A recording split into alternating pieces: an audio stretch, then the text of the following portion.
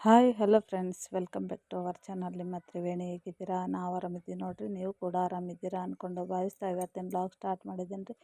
ನೋಡಿರಿ, ಶಂಖ ಪುಷ್ಪ ಇದು ಹಚ್ಚಿ ಬಿಟ್ಟು ಒಂದು 2 ವರ್ಷ ಆಗಿರ್ಬೋದು ನೋಡಿರಿ. ಎಲ್ಲನೂ ಕರ ಹಾಳಾಗಿ ಹೋಗಿತ್ತು ರೀ, ಹಾಗೆ ಒಣಗೋಗ್ತಾಯಿತ್ತು. ಅದನ್ನು ಮತ್ತು ನಾನು ಎಲ್ಲ ಕಟ್ ಮಾಡಿದ್ದೇನೆ ರೀ. ಹುಳ ಹಿಡಿದಿತ್ತು.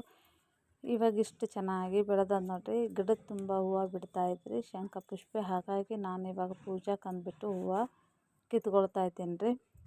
ಹಾಗೆ ನನ್ನ ಚಾನಲ್ ಯಾರೆಲ್ಲ ಫಸ್ಟ್ ಟೈಮ್ ನೋಡ್ತಾಯಿದ್ರಿ ಅಂದರೆ ಪ್ಲೀಸ್ ಸಬ್ಸ್ಕ್ರೈಬ್ ಮಾಡ್ಕೊರಿ. ಹಾಗೆ ಸಬ್ಸ್ಕ್ರೈಬ್ ಮಾಡ್ಕೊಂಡು ಬೆಲ್ಲೈಕನ್ನು ಕ್ಲಿಕ್ ಮಾಡಿದರೆ ಆಲ್ ಅಂತ ಆಪ್ಷನ್ ಬರುತ್ತೆ, ಅಲ್ಲಿ ಪ್ರೆಸ್ ಮಾಡಿದರೆ ನಾ ಮಾಡಿರೋ ವಿಡಿಯೋದು ನೋಟಿಫಿಕೇಷನ್ ನಿಮಗೆ ತಕ್ಷಣಕ್ಕೆ ತಲುಪುತ್ತೆ ಫ್ರೆಂಡ್ಸ್. ನೀವು ನನ್ನ ವಿಡಿಯೋಸ್ ಬಿಟ್ಟ ನಂತರ ನೀವು ನೋಡ್ಬೋದು. ನೋಡಿರಿ ಎಷ್ಟು ಚೆನ್ನಾಗಿ ಕಾಣಿಸ್ತಾ ಇದೆ. ಹೂಗಳು ತುಂಬಾ ಆಗಿದ್ವು. ಹಾಗೆ ಇವೆಲ್ಲನೂ ಹೂಗಳು ಕಟ್ ಮಾಡಿಕೊಂಡು ಪೂಜೆ ಮಾಡ್ಕೊಂಡ್ರಾಯ್ತು ಅಂತ ಅಂದ್ಬಿಟ್ಟು ಇವಾಗ ಹೂವು ಕೀಳ್ತಾ ಇದ್ದೀನಿ ರೀ. ಪ್ರತಿಯೊಬ್ಬರು ವಿಡಿಯೋ ಸ್ಕಿಪ್ ಮಾಡದೆ ನೋಡಿದರೆ ಅರ್ಥ ಆಗುತ್ತೆ. ಹಾಗೆ ನೋಡಿಬಿಟ್ಟು ನನಗೆ ಕಮೆಂಟ್ಸ್ ಮಾಡಿ. ಹಾಗೆ ತುಂಬಾ ಖುಷಿ ಆಗುತ್ತೆ. ನೀವು ಪ್ರತಿಯೊಂದು ಕಮೆಂಟ್ಸ್ಗೆ ನಾನು ಕಾಯ್ತಾ ಇರ್ತೀನಿ. ನೀವೇನೇ ಕಮೆಂಟ್ಸ್ ನಾ ವಿಡಿಯೋದಲ್ಲಿ ಯಾವುದೇ ಪ್ರತಿಯೊಂದು ನಾನು ಶೇರ್ ಮಾಡಿದ್ದು ಅದನ್ನು ನೋಡಿಬಿಟ್ಟು ನೀವು ಕಮೆಂಟ್ ಮಾಡಿದರೆ ನನಗೆ ತುಂಬಾ ಖುಷಿ ಆಗುತ್ತೆ. ನೋಡಿ, ಈ ಥರ ಪೂಜೆ ಮುಗಿಸ್ಕೊಂಡ್ರೆ ಮನೆಯಲ್ಲಿರುವಂಥ ಶಂಖ ಪುಷ್ಪ ಮತ್ತು ಸೇವಂತಿಗೆ ಹೂವು ಆಗಿದ್ವಲ್ಲ ಅದನ್ನು ಈ ಥರ ಸಿಂಪಲ್ಲಾಗಿ ಪೂಜೆ ಮುಗಿಸ್ಕೊಂಡು ಇವತ್ತಿನ ಬೆಳಗಿನ ಟಿಫಿನ್ಗೆ ನಾನು ಒಂದು 4 ಈರುಳ್ಳಿ ತೊಗೊಂಡು ಚೆನ್ನಾಗಿ ಕಟ್ ಮಾಡಿ ಇಟ್ಕೊಳ್ತಾ ಇದ್ದೇನೆ ರೀ. ರೆಸಿಪಿ ತುಂಬಾ ಚೆನ್ನಾಗಾಗುತ್ತೆ. ಚಪಾತಿ ಪೂರಿ ಜೊತೆ ತುಂಬಾ ಇಷ್ಟ ಆಗುತ್ತೆ ಈ ರೆಸಿಪಿ. ಹಾಗಾಗಿ ನಾನು 4 ಟೊಮೆಟೊ ಮತ್ತು 4 ಈರುಳ್ಳಿ 1 ಟೊಮೆಟೊ ತೊಗೊಂಡು ಕಟ್ ಮಾಡಿ ಇಟ್ಕೊಂಡೇನಿ ರೀ. ಇವಾಗ ಎಣ್ಣೆ ಬಿಸಿ ಮಾಡೋಕ್ಕಿಟ್ಟೇನಿ ರೀ. ನಮ್ಗೆ ಎಷ್ಟು ಬೇಕಾಗುತ್ತೆ ನೋಡಿಕೊಂಡು ಎಣ್ಣೆ ಹಾಕ್ಕೊಂಡು ಇವಾಗ ಬಿಸಿ ಮಾಡೋಕ್ಕಿಟ್ಟೇನಿ ರೀ. ಅದಕ್ಕೊಂದು ಸ್ವಲ್ಪ ಸಾಸಿವೆ ಜೀರಿಗೆ ಒಗ್ಗರಣೆ ಕೊಡ್ತೇನೆ ರೀ. ಎಣ್ಣೆ ಬಿಸಿ ಆಗಲಿ ರೀ. ಎಣ್ಣೆ ಬಿಸಿ ಆದ ನಂತರ ಯಾವ ಥರ ಒಗ್ಗರಣೆ ಕೊಡ್ತೀನಿ ಅನ್ನೋದು ಕೂಡ ನಾನು ತೋರಿಸ್ತೀನಿ. ನೋಡಿರಿ, ಸಾಸಿವೆ ಜೀರಿಗೆ ತೊಗೊಂಡೇನಿ ರೀ. ಇವಾಗ ಹಾಕ್ಕೊಂಡು ಚಟಪಟ ಅಂದ ನಂತರ ನಾನು ಕಟ್ ಮಾಡಿರುವ ಈರುಳ್ಳಿಯನ್ನು ಚೆನ್ನಾಗಿ ಫ್ರೈ ಮಾಡ್ಕೋಬೇಕು. ಇದ್ರೊಳಗೆ ಒಂದು ಐಟಮ್ ಹಾಕ್ತೀನಿ ರೀ. ಅದು ಯಾವ್ದು ಏನು ಹಾಕ್ತೀನಿ ರೀ, ಯಾವ ಥರ ಆಗುತ್ತೆ ಪಲ್ಯ ಅನ್ನೋದು ಕೂಡ ನಿಮ್ಗೆ ತೋರಿಸ್ತೀನಿ. ವಿಡಿಯೋ ಸ್ಕಿಪ್ ಮಾಡಿದೆ ನೋಡಿ, ಅರ್ಥ ಆಗುತ್ತೆ. ನೀವು ಒಂದು ಸಲ ಟ್ರೈ ಮಾಡಿ. ಇದು ನೋಡಿರಿ, ಪುಟಾಣಿ ಹಿಟ್ಟು ಅಂತೀವಲ್ಲ ರೀ, ಕಡಲೆ ಹಿಟ್ಟು, ಅದನ್ನು 2 ಸ್ಪೂನ್ ತೊಗೊಂಡೇನಿ ರೀ. ಇದ್ರೊಳಗೆ ಹಾಕಿದರೆ ತುಂಬಾ ಚೆನ್ನಾಗಾಗುತ್ತೆ ಪೂರಿಗೆ ಚಪಾತಿಗೆ. ಹಾಗಾಗಿಬಿಟ್ಟು ನಾನು ಇವತ್ತು ಈ ರೆಸಿಪಿ ತೋರಿಸ್ತಾ ಇದ್ದೀನಿ ರೀ. ನೋಡಿರಿ, ಇವಾಗ ಸಾಸಿವೆ ಜೀರಿಗೆ ಹಾಕ್ಕೊಂಡು ಕರಿಬೇವು ಒಂದು ಸ್ವಲ್ಪ ಹಾಕ್ಕೊಂಡೆ ರೀ ನಾನು. ಇವಾಗ ಈರುಳ್ಳಿ ಹಾಕೋತಾ ಇದ್ದೀನಿ ರೀ. ಇದು ಈರುಳ್ಳಿ ಪಲ್ಯ ಅಂತ ಅಂದ್ಬಿಟ್ಟು ಭಾರಿ ಮಸ್ತ್ ಆಗ್ತದೆ ರೀ. ನೀವು ಕೂಡ ಒಂದು ಸಲ ಟ್ರೈ ಮಾಡಿ. ಇದನ್ನು ಎಲ್ಲನೂ ಈರುಳ್ಳಿ ಕೆಂಪಗಾಗಿ ಮತ್ತು ಅವು ಕರಗಿ ಹೋಗ್ಬೇಕು ರೀ. ಆ ಥರ ನಾವು ಚೆನ್ನಾಗಿ ಫ್ರೈ ಮಾಡ್ಕೋಬೇಕು. ಈರುಳ್ಳಿ ಚೆಂದ ಎಲ್ಲನೂ ಫ್ರೈ ಆಗ್ಬೇಕು ರೀ. ಅಲ್ಲಿ ತನಕ ನಾವು ಎಣ್ಣೆಯಲ್ಲಿ ಚೆನ್ನಾಗಿ ಫ್ರೈ ಮಾಡ್ಕೋಬೇಕು. ಅದಕ್ಕೊಂದು ಸ್ವಲ್ಪ ಉಪ್ಪು ಹಾಕ್ಕೊಂಡ್ರೆ ಬೇಗನೆ ಈರುಳ್ಳಿ ಸಾಫ್ಟ್ ಆಗ್ತಾವ್ರಿ. ಅಂದರೆ ಗೋಲ್ಡನ್ ಕಲರ್ ಬರ್ತಾವ್ರಿ ಬೇಗನೆ, ಜಲ್ದಿನೇ. ಭಾರಿ ಮಸ್ತ್ ಆಗ್ತದೆ ರೀ ಫ್ರೆಂಡ್ಸ.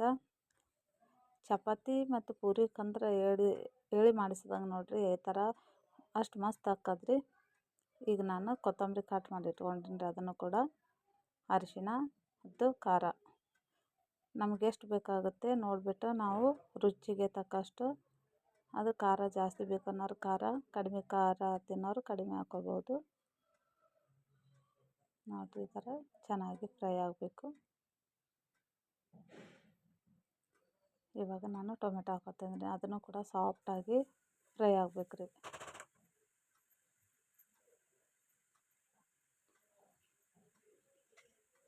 ಇವಾಗ ವಿಡಿಯೋ ಒಂದು ಸ್ವಲ್ಪ ಬಿಡೋಕ್ಕಾಗ್ತಾಯಿಲ್ಲ. ಯಾಕೋ ಏನೋ ಒಂಥರ ಬೇಜಾರು. ಮನೆಯಲ್ಲಿ ಒಂದು ಬಿಡೋದು ಒಂದು ಸಮಸ್ಯೆನೇ ಹುಡ್ತಾ ಇದೆ. ಯಾಕೋ ಏನೋ ಗೊತ್ತಿಲ್ಲ. ಹಾಗಾಗಿ ಅದು ಒಂದು ಬೇಜಾರು ಅಂದ್ಕೊಂಡು ವಿಡಿಯೋ ಕೂಡ ಅಪ್ಲೋಡ್ ಮಾಡಿ ಹಾಕ್ತಾಯಿಲ್ಲ.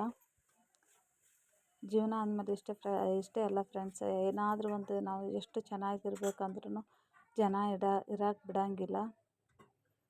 ನೋಡಿರಿ, ಇವಾಗ ನಾನು ಕಡಲೆ ಹಿಟ್ಟೊಳಗೆ ನಾನು ನೀರು ಹಾಕ್ಕೊಂಡು ಚೆನ್ನಾಗಿ ಮಿಕ್ಸ್ ಮಾಡ್ಕೋಬೇಕು ರೀ. ಆನಂತರ ಎಲ್ಲನೂ ಫ್ರೈ ಆದ ನಂತರ ಇದನ್ನು ನೀರೇನು ಕಡಲೆ ಹಿಟ್ಟನ್ನು ಮಿಕ್ಸ್ ಮಾಡ್ಕೋತೀವಲ್ಲ ರೀ, ಅದನ್ನು ಹಾಕ್ಕೊಂಡು ಚೆನ್ನಾಗಿ ಮಿಕ್ಸ್ ಮಾಡಿ ಒಂದು 5ರಿಂದ 10 ನಿಮಿಷ ಮುಚ್ಚಿಡ್ಬೇಕು ರೀ.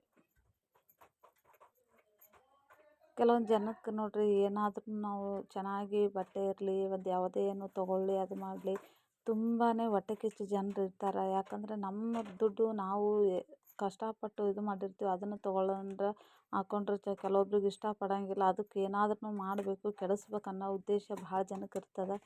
ಆ ಥರ ಇದ್ದವರು ಈ ಥರ ಒಂದ್ರ ಮೇಲೆ ಒಂದು ಸಮಸ್ಯೆನೇ ಕೊಡ್ತಾನೆ ಇರ್ತಾರೆ. ಅದನ್ನು ಇದು ಅರಗಿಸೋಕೆ ಆಗಬೇಕಲ್ಲ. ಯಾಕಂದರೆ ನಾವು ಎಷ್ಟು ಖುಷಿದಾಗಿದ್ರೂ ಇನ್ನೊಬ್ಬರು ಖುಷಿದಾಗಿರೋಕೆ ಕೊಡೋಂಗಿಲ್ಲ, ಬದುಕೋಕೆ ಬಿಡೋಂಗಿಲ್ಲ. ಹಾಗಾಗಿ ಅಂಥವ್ರಿಗೆ ನಾವು ಏನೂ ಇಲ್ಲ, ರಾಯರು ಇದ್ದಾರೆ, ಅವ್ರು ಏನು ಕೊಡೋದು ಶಿಕ್ಷೆ ಕೊಡ್ತಾರೋ ಅಂಥವ್ರಿಗೆ ಅಂದ್ಕೊಂಡು ರಾಯರು ನಮ್ಮ ಜೊತೆಗಿದ್ದಾರೆ ಅಂತ ಅಂದ್ಕೊಂಡು ಅದು ಒಂದು ನಂಬಿಕೆ ಮೇಲೆ ನಾವು ಜೀವನ ಮಾಡ್ತಾಯಿದ್ದೀವಿ. ನಮ್ಮ ದುಡ್ಡು ಇರುತ್ತೆ, ನಮ್ಮದು ಜೀವನ ಇರುತ್ತೆ, ನಮಗೆ ಬದುಕೋಕೆ ಜನ ಕೊಡೋಂಗಿಲ್ಲ ನೋಡಿ. ಅಂಥ ಜನರು ಇರ್ತಾರಂತ ಹೇಳಿದ್ರೆ ಹೇಳೋಕ್ಕಾಗಲ್ಲ. ಅಷ್ಟೊಂದು ಕೆಟ್ಟ ಜನ ಇರ್ತಾರೆ ಈ ಭೂಮಿ ಮೇಲೆ. ಈ ಥರನೂ ಎಷ್ಟು ಕೆಟ್ಟ ಜನ ಇರ್ತಾರೆ ಅನ್ನೋದು ಗೊತ್ತಾಗ್ತಾಯಿದೆ ನನಗಿವಾಗ. ನಾವು ಇನ್ನೊಬ್ರ ಮನೆಗೆ ಹೋಗಲ್ಲ, ಕೊಡು ಅಂತಲೂ ಹೋಗಲ್ಲ, ಏನಲ್ಲ. ಯಾರ್ದು ನಮಗೆ ಇನ್ನೊಬ್ರ ಮೇಲೆ ಹೊಟ್ಟೆ ಕಿಚ್ಚು ಮಾತ್ರ ಇರೋಲ್ಲ. ಇನ್ನೊಬ್ಬರು ಬೆಳೀತಾರೆ ಅಂದರೆ ಅಂಥವ್ರಿಗೆ ನಾವು ತುಂಬಾ ಸಪೋರ್ಟ್ ಮಾಡ್ತೀವಿ. ಆದರೆ ಅವರು ಕೂಡ ನಮ್ಮ ಥರ ಇರೋಂಗಿಲ್ಲ ನೋಡಿ. ಅವರು ಕೆಡಲಿ ಅನ್ನೋ ಉದ್ದೇಶನೇ ಇರುತ್ತೆ. ಅವರು ಇನ್ನೊಬ್ರಿಗೆ ಕೆಡಲಿ, ಅವ್ರು ನೋಡಬೇಕು ಕಣ್ಣಿಲೆ ಅನ್ನೋ ಉದ್ದೇಶ ಕೆಲವೊಂದು ಜನಕ್ಕೆ ಇರ್ತಾರೆ. ಇಂಥ ಜನರು ಇರ್ತಾರೆ ಅನ್ನೋದು ಒಂದು ಇದನ್ನೇ ಆಗಿಬಿಟ್ಟಿದೆ ನೋಡಿ. ನಮ್ಮಲ್ಲಿ ಅಂತೂ ಆ ಥರ ಕೆಟ್ಟ ಭಾವನೆ ಇಲ್ಲ. ಎಲ್ಲರಿಗೂ ಒಳ್ಳೆಯದಾಗಲಿ, ಒಳ್ಳೆಯ ಇರಲಿ ಅಂತ ಅನ್ನೋ ಉದ್ದೇಶ ಇರುತ್ತೆ. ಕೆಲವೊಬ್ರಿಗೆ ಈ ಥರ ಇರ್ತದೆ. ಹಂಗಾಗಿ ಕೆಲವೊಂದು ಸಮಸ್ಯೆಗಳಿಂದ ನನಗೂ ವಿಡಿಯೋ ಹಾಕೋಕ್ಕಾಗ್ತಾಯಿಲ್ಲ. ನಾನು ಅಮ್ಮನ ಮನೆಯಲ್ಲೇ ಇರೋದು. ಅವ್ರಿಗೆ ನೋವಾದರೆ ನನಗೆ ನೋವಾಗುತ್ತೆ, ನಮಗೆ ನೋವಾದ್ರೂ ಅವ್ರಿಗೆ ನೋವಾಗುತ್ತೆ. ಹಂಗಾಗಿ ಅವರು ಅಲ್ಲಿ ಮನೆಯಲ್ಲಿ ಚೆನ್ನಾಗಿಲ್ಲ ಅಂದ್ರೆ ನನಗೆ ಖುಷಿಲಿದ್ದೆ ಹೆಂಗಿರೋಕ್ಕಾಗುತ್ತೆ. ಹಂಗಾಗಿಬಿಟ್ಟು ಅವ್ರ ಕಷ್ಟ ಇದ್ದರೂ ನನಗೆ ಇದಾಗುತ್ತೆ, ನೋವಾಗುತ್ತೆ. ನಮ್ಮ ಕಷ್ಟ ಇದ್ದರೆ ಅವ್ರಿಗೆ ನೋವಾಗುತ್ತೆ. ಹಾಗಾಗಿ ಒಬ್ರಿಗೊಬ್ರು ಇದು ಮಾಡಿಕೊಂಡು ಹೋಗ್ಬೇಕಾಗುತ್ತೆ. ಹಂಗಾಗಿ ಅವ್ರಿಗೆ ಸಮಸ್ಯೆ ಆದರೆ ನನಗೂ ಸಮಸ್ಯೆ ಅದ, ಹಾಗೆ ಅಲ್ಲ. ಹಂಗಾಗಿ ಕೆಲವೊಂದು ಸಮಸ್ಯೆಗಳಿಂದ ನನಗೂ ಒಂದಿಷ್ಟು ವಿಡಿಯೋ ಆಗ್ತಾಯಿಲ್ಲ. ಹಾಗಾಗಿ ಅದು ಯಾಕೆ ಏನು ಅನ್ನೋದು ಇನ್ನೊಂದು ವಿಡಿಯೋದಾಗ ನಾನು ಡಿಟೇಲಾಗಿ ಹೇಳ್ತೀನಿ. ಇಂಥ ಜನರ ಮಧ್ಯೆ ಜೀವನ ಮಾಡೋದು ತುಂಬಾ ಕಷ್ಟ ನೋಡಿ. ಇಂಥ ಕೆಟ್ಟ ಜನ ಇರ್ತಾರೆ.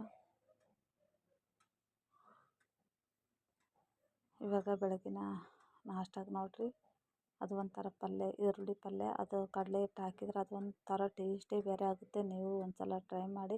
ಇವಾಗ ನನ್ನ ಮಗನಿಗೆ ಊಟಕ್ಕೆ ಹಾಕ್ಕೊಡಕತ್ತೀನಿ ರೀ. ಅದನ್ನು ಆಯ್ತು ರೀ. ಇನ್ನೊಂದಿಷ್ಟು ಚಪಾತಿ ಇತ್ತು, ಅದನ್ನು ಕೂಡ ಮಾಡಿಕೊಂಡು ಇವಾಗ ನಮ್ಮ ಮನೆಯವ್ರಿಗೆ ಕೂಡ ಊಟ ಹಾಕ್ಕೊಡ್ತಾ ಇದ್ದೀನಿ ರೀ. ಅವರು ಊಟ ಮಾಡ್ತಾ ಇದ್ದಾರೆ ನೋಡಿರಿ. ಎಷ್ಟು ಮಸ್ತ್ ಆಯಿತು ನೋಡಿ ಫ್ರೆಂಡ್ಸ್. ಈ ಥರ ನೀವು ಕೂಡ ಮಾಡಿ ಕೊಡಿ. ಇಲ್ಲಿಗೆ ವಿಡಿಯೋ ಎಂಡ್ ಮಾಡ್ತೀನಿ ಫ್ರೆಂಡ್ಸ್. ಮತ್ತೊಂದು ವಿಡಿಯೋದೊಂದಿಗೆ ಸಿಗ್ತೀನಿ ನಿಮ್ಗೆ.